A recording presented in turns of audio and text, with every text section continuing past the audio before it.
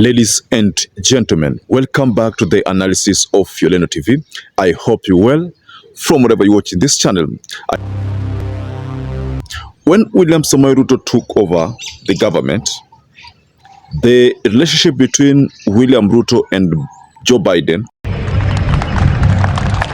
Hold the rain off. President RUTO, Mrs. RUTO, and your three lovely daughters who are here to my left.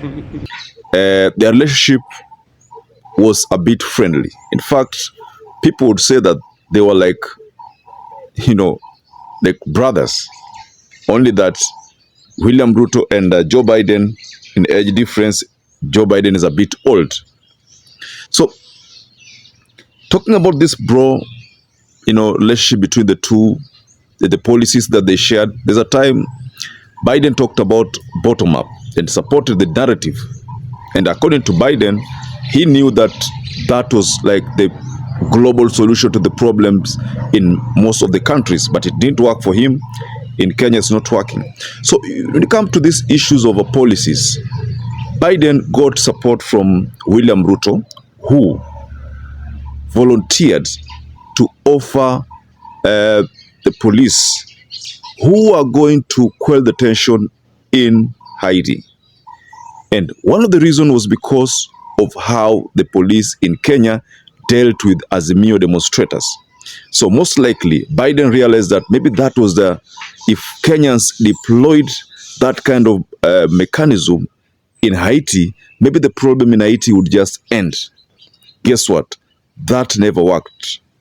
You've probably seen online people saying that there are policemen in Haiti who could have tendered resignation. I've seen an article in Reuters, one of the global news portal, saying that there are policemen who tendered resignation.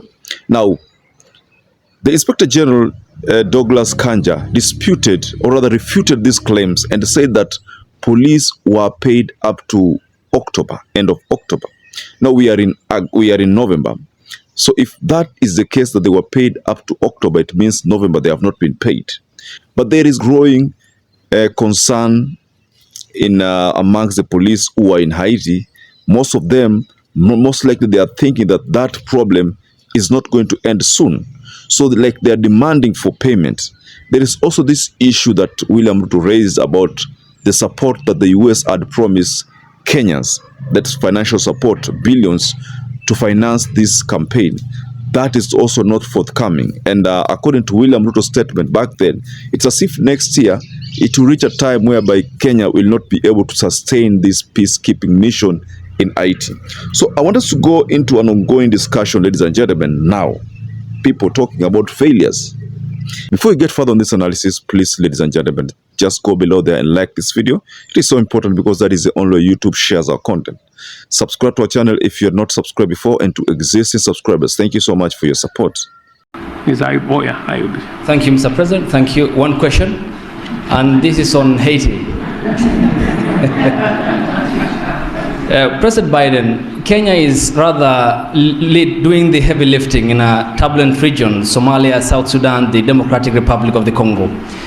Washington, as you have mentioned, has committed millions of dollars for the cause in Haiti. Isn't it ironic that while America is ending its forever wars in Afghanistan, the latest in 2021, under your leadership, when you withdrew troops from Kabul, and that you're committing Kenya to another foreign wars 12,000 kilometers away from Nairobi? I mean, why the discrepancy? Why the dichotomy?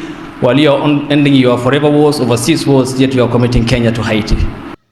Story has it that Kenyan police in Haiti tender resignations over pay delays. Pay delays. And this story continues like this. Nearly 20 of the roughly 400 Kenyan police officers serving in Haiti on a UN-backed anti-gang force have submitted letters of resignation from their mission over the past 2 months because of pay delays and poor conditions, 3 officers told Reuters. The officers have received no response to their letters and continue to serve on the multinational security support mission, said the 3 officers who requested anonymity because they were not allowed to speak to the media. Kenya's National Police spokesperson did not respond to the calls and messages seeking comment about the resignation letters, pay delays, and working conditions.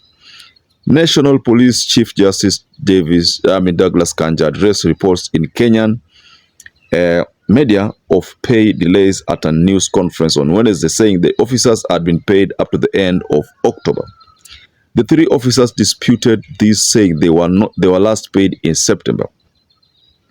So Kenya is facing this kind of problem with the police deployed in Haiti. So take a look at this. Someone deployed on a mission, like very delicate mission like the one in Haiti, this person feels disgruntled because of pay delays, feel the morale has been lost. Do you think this person is going to do his best or her best to offer service that is supposed to be rendered to the Haiti people? You know, when William Ruto toured that place, that was somewhere this year, you know, it was past July, I think. He gave those people morale. I remember there's a video of William Ruto singing with the force there, and it was a gospel song, some kind of giving them morale to continue doing the best they can. But what followed is that Ruto issued a statement about some financial issue that Kenya was facing because of inappropriate funds and because of late disbursement of the funds from the UN, because it is a UN-backed mission. So right now, Kenya is still using its own finance, expecting that UN will, reciprocate according to the agreement they had. So, based on a story that is circulating, ladies and gentlemen, I don't know, should you say that Biden has not kept his promise? He has not kept his promise, the promise he had of supporting Kenya. Would you say that that is the case? Why is it that Biden has not responded, or rather reciprocated according to the agreement they had with William Ruto when Ruto offered to send troops there? What is happening? Could we say that the picture between Ruto and Biden right now, the relationship is not as rosy as it was back then? And could you say that one of the reasons could be because Meg Whiteman has not been actively involved in helping Kenyans lately? What has happened? Because we know Meg Whitman resigned from from her position. Of course, after realizing that Trump is going to be the president after confirmation during the inauguration. Because right now we know that Trump is the president-elect. What is going to happen? Well, I'm looking at a kind of scenario where Biden ni kama amejitenga kidogo na ile swala. Biden hardly talks about Haiti. It's like he has given that responsibility to Trump, who has promised that he's going to shoot down all the policies from Biden. Most likely, even this deal between Kenya and the US matters, UN-backed Haiti mission, most likely Trump will shoot it down.